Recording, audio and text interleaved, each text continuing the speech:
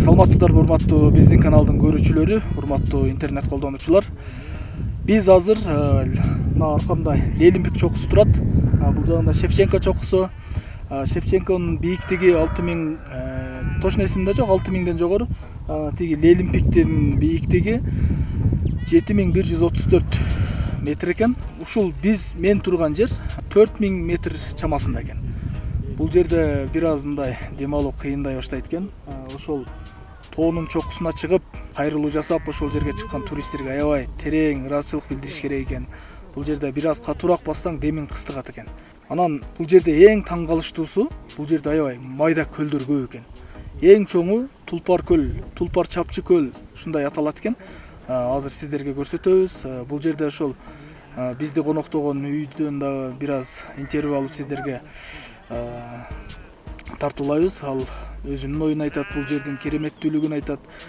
Мен эмнени айткым келди? Азыр бул жерде ушул мен 10 мүнөт турдум. 10 мүнөттүн арасында чет элдик туристтерден болбоду дегенде бир 30-у өтүп кетти. Тартканга үлгүрбөй калдык.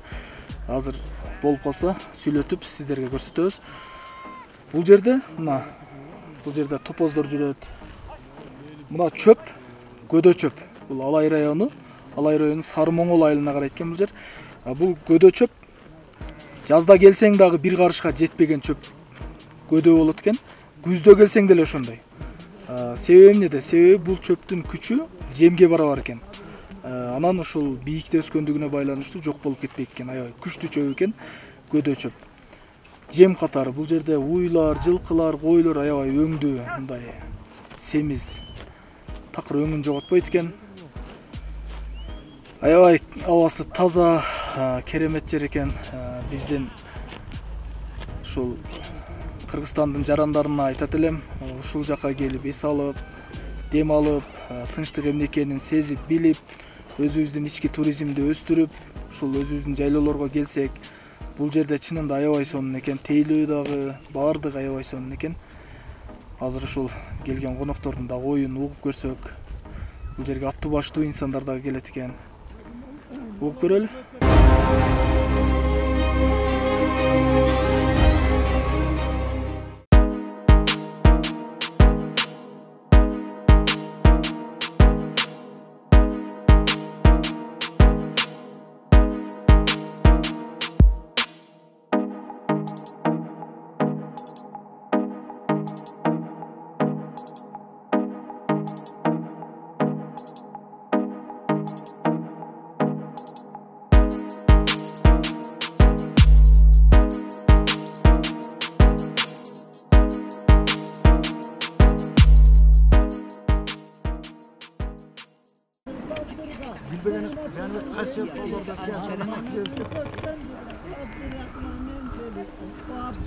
Мына, урматтуу телекөрүүчүлөр,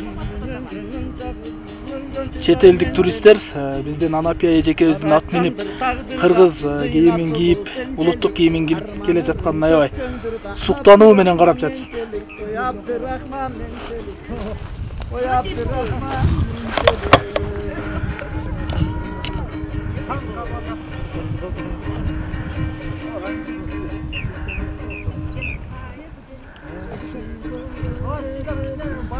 Урматтуу көрөрмандар, биз азыр мына ушул Лелимпик чокусуна келген туристтерден кыскача интервью алып көрсөк, азыр эле өзүңүздөр көрдүңүздөр, ушул биздин эмгек сиңирген артистибиз Анапия эжекебизге суктанып карап тигилип турушту. Айтсаңыздар, сиздерге Лелимпик эмнеси менен кызыктырып кантип келип калдыңыздар? So how did you come here? Like, why do you like the Lenin Peak? Are you going to climb it? Or No. Just to see? Just to see, because the other people group? Yes. Oh, so you're here in a group, right? Yes. Okay.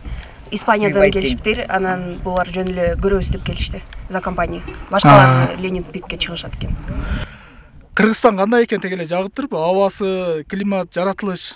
So how do you like Kyrgyzstan? Like the climate, weather, food and everything? Is it okay? It's very, very, very nice. It's testing, the food is testing, the landscape is incredible. We are very, very happy to stay here. Аябай кубанычтабыз дейт, потому что пейзаж аябай сонун дейт, тамагы дагы аябай дамдуу дейт. Азыр бул эжекебизге карап турушту да. Кандай сезимдер болуптур? Эмне кандай багытта карап туруштур? Ошо биздин улуттук кийим жагыптырбы? Oh, this is our national clothes, by the way. And how do you like it? Like, Very beautiful. aябай And жакшы this, дейт. nice. this color is this color? the No, any national- color. Any color. Yeah, yeah. Okay. Аябай жакты дейт. Кереметтүү Тулпар көлдүн боюнда аскасы асман тиреген мурдагы Ленин чокусу азыркы Манасата чокусунун түбүндө биздин Чоңалай районунан чыккан Беш Шумкар тобунун таланттары да ошол жерде эс алып жүрүшүптүр. Беш Шумкар тобу келген туристтердин маанайын көтөрүү максатта Чоңалайым аттуу ырды эргүү менен аткарып беришти. Чоңалайым сөзү обону Жыргалбек Батыркуловго таандык.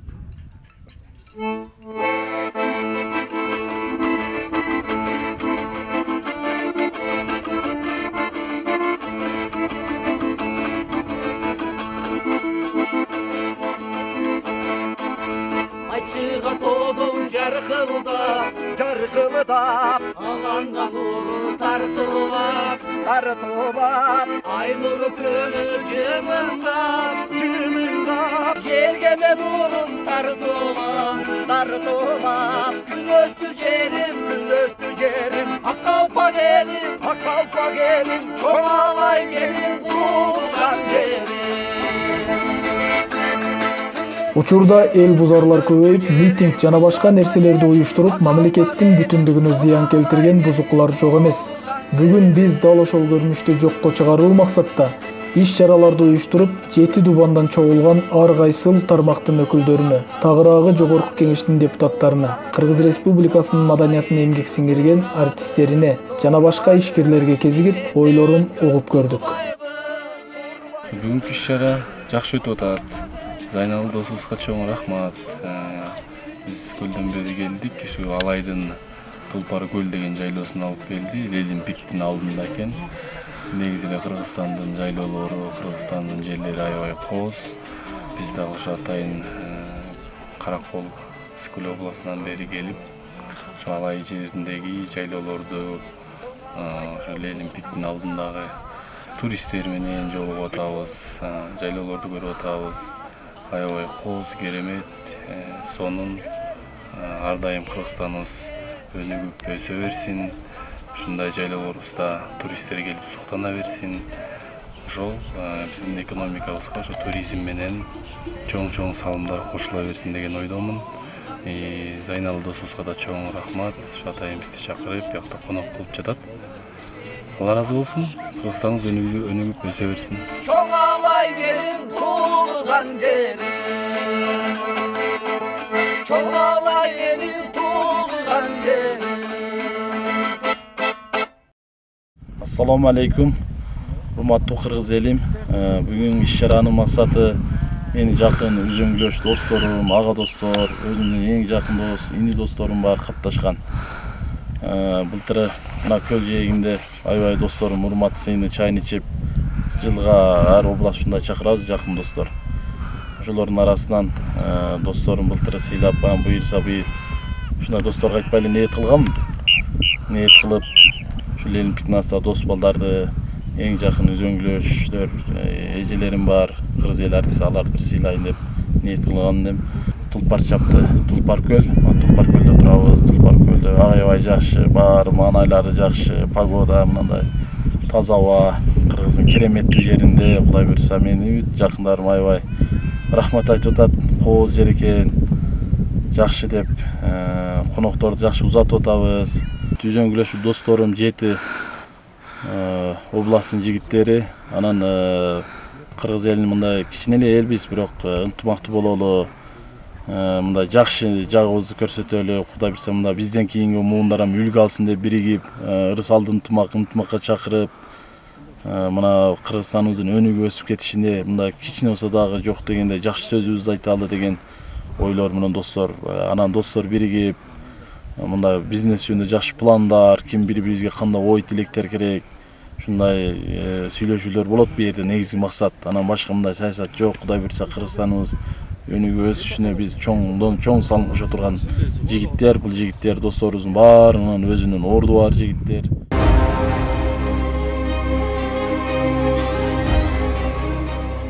Мен бул жака негизи биринчи жолу келип атам да, ушул Чоң Алай жергесин көрдүк. Анан могу ушул жайлоо Тулпар көл деген жайлоо экен. Мына бул жакта көлдөр укмуш экен. Абасы бир башкача тим эле. Сонун Кыргыздын ар бир жеринде ушундай кооз жерлер көп да негизи. Ушул Кыргыз элибиздин жерине көз тийбесин, сөз тийбесин. Азыр эс алып, жакшынакай бир иш чара болуп, ушул жакшылыктар, ийгиликтер коштоп, ар дайым ушул Кыргыз элим бар болсун. Мына керемет Лелимпик бул жакта экен. Ошол жакты көрүп отурам, абдан керемет Тулпар көл жайлоосу экен, абдан деген керемет экен. Мына бул жакта топоздор жайылып жүрөт.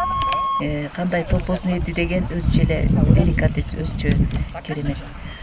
Бар болуңуздар, урматтуу менин күйөрмандарым. Ушундай кооз жерлерибизди, жайлообузду, ушундай керемет жерлерибизди сактай билели, барктай билели, баалай билели. Ушу Кыргыз жергесине, Кыргыз элине көз сөз тийбесин, бар болуңуздар. Анда эмесе момундай керемет жайлоого келгенде ырдагың келе келет экен. Өзүмдүн обондорумдан ырдап берейин. Сыйлашалы деген обонум бар, сөзү Гүлбүбү Байбугуеваныкы. Ала тоо ыйык конушум деген ырымды ушундай жерде ырдагым келет да. Сөзү акын Шекербек Адыловдукы. Азыр ырдап берем, Кудайым буйруса сиздерге.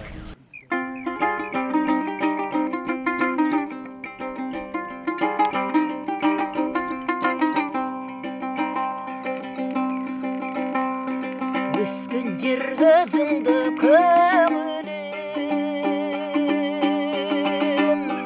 өзіңдің башталған өмірім.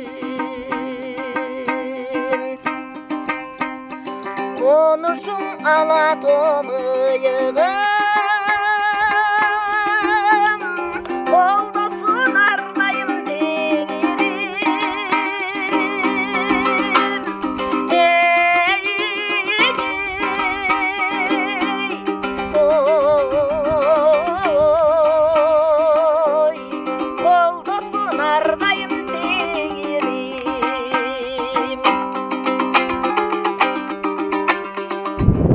жайлоосу ушул туризм боюнча азыр жакшы өнүгүп атат. Бул Алай районунун Сармогол айыл өкмөтүндө жайгашкан. Негизинен бул жерде мына 2017-жылдан бери Сармогол айыл өкмөтүнүн Сармогол CBT деген туризм боюнча иштеген бир компания баштаган болчу. Азыр бүгүнкү күндө Кудайга шүгүр айылыбыздан чыккан ушул жергиликтүү 4 адам ушул жерде туристтерди күтүп, сырттан келген жана ички туризмди кабыл алып, конокторду күтүп атат. Кудай буйруса бул жердин потенциалы жакшы. Биз дагы быйыл ошол туризмди өнүктүрүү боюнча президенттин жарлыгынын негизинде муниципалдык менчик боюнча, муниципалдык менчикте ушундай бир туризмди юртичный городок куралы деп чечкенбиз. Бул дагы жакын арада Кудай буйруса бүтөт. Ушул жерге келип эс алсаңыздар болот. Бул жер негизинен деңиз деңгээлине 3600 метр бийиктикте турган жер. Абасы таза, жаратылышы кооз. Келип эс алыңыздар. Бардык жактан мындай келип көргөндө анан көзүңүздөр менен ишенесиздер деген ойдом. Биз бардык сиздерге кызмат кылганга даярбыз. Келиңиздер, эс алып кетиңиздер. Туристтердин агымы кандай болуп атат? Туристтердин агымы негизинен 2019 пандемия болгондугуна байланыштуу 2019-20 азыраак болду, бирок 21 деле быйылкыга салыштырмалуу кичине азыраак болду. Быйыл жакшы, Кудай буйруса жакшы болуп атат. Эми мына келерки жылда bundan да жакшы болот деген биздин үмүтүбүз бар. Көбүнчө кайсы тараптан келет? Көбүнчө бул Европадан келет туристтер. Европалыктар, анан быйыл основном Россиядан келип атат деп атышат. Ушул турист тоскон компаниялар. Анан ички туризм да быйыл жакшы болду. Негизи биздин өзүбүздүн кыргызстандыктар да азыр эс алган өтө жакшы өздөштүрүп эме кылып атышат. Бишкек, Көл, Жалал-Абад, Ош, ал жак бул жактан бардыгына келип эс алып, кетип, куттанышып. Жакынкы эле күндөрдө бир 20 күн болуп калды. Өзбекстандан Анжан областынын губернатору келип кетти делегациясы менен бир. 37 адамдан турган делегация келип дагы өтө суктанып, өздөрүнүн жакшы баасыны берип кетишти. Булар дагы Кудай буйрса ошо Өзбекстандан туристтерди тартабыз, жөнөтөбүз деген жакшы ойлорун айтып кетишти. Ушундай биздин. Саламатсыңарбы? Кош келипсиңер. Бизде туризм жаатында сөз кылып кетсем, быйыл жакшы, аябай жакшы болуп жатат туризмде. Жылдагы 2019 жылы жакшы болгон. 2020-21 жылы пандемияга байланыштуу бизде 2020 жылы такыр эле бизге меймандар келген эмес чет элден. Мына мынтип 2021 жылы аз-аздан келди эле, быйыл 2022 жылы аябай жакшы болуп жатат. Эң сол. Бизде Алай району Сармогол айыл өкмөтүнө карайбыз. Ошондой эле бул Тулпар көл жайлоосу, бул фирма Кыргыз Алай юридичный городок деп аталат. Келиңиздер, быйылгы 2022 жылы ички туризм Кыргызстан аябай өнүгүп, быйыл мага көбүнчө келген меймандарым ички туризмге аябай көп келди.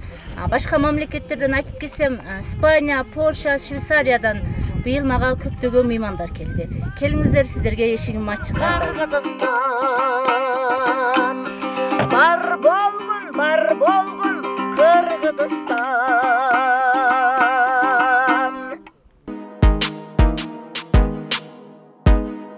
Урматтуу көрүүчүлөр, Тулпар көл тууралуу бир аз маалымат бере кетели. Анткени дал ошол Тулпар көлдүн жээгинен маалымат берүүгө мүмкүнчүлүк болбоду. Шамал аябагандай катуу болгондуктан жөн гана тартууга аргасыз болдук. Тулпар көл же Тулпар чапчы деп аталган бул көлдө көптөгөн сырлар бар экен. Жергиликтүү калктан сурамжылоо жүргүзүп, бир аз маалымат ала алдык. Элдин айтымында бул көлгө түшүп киринүү кооптуу. Айрымдар көлдүн түбү жок десе, айрымдар көл соруп кетет деп айтышат. Кээ бирөөлөрү кандайдыр бир курттар бар. Ошол курттар адамдын денесине жабышып, көлдүн түбүн көздөй тартып кетээрин да айтышат. Дагы бир уламышка караганда Тулпар көлгө жанашып турган тоонун аркы бети Тажикстан. Ошол тарабында да Каракөл аттуу көл бар экен. Илгери бир заманда ошол тараптан суу ташыган кадимки бакан ошол көлгө түшүп кетип, биздин Тулпар көлдөн чыкканы тууралуу аңыз кептер бар. Ал эми Тулпардын аты коюлуп калганы анын тарыхы өзүнчө. Кандайдыр бир тулпар суусап, суу издеп ошол жерди чапчыганда, ошол жер көлгө айланган деген уламыш бар. Кээ бир адамдарга ошол көлдүн жээгинен тулпар ат көрүнөт деп да айтылып жүрөт. Дагы бир таң калыштуу сыры, бул Тулпар көлгө эч жактан суу куйбайт, бирок көлдөн суу агып чыгып турат.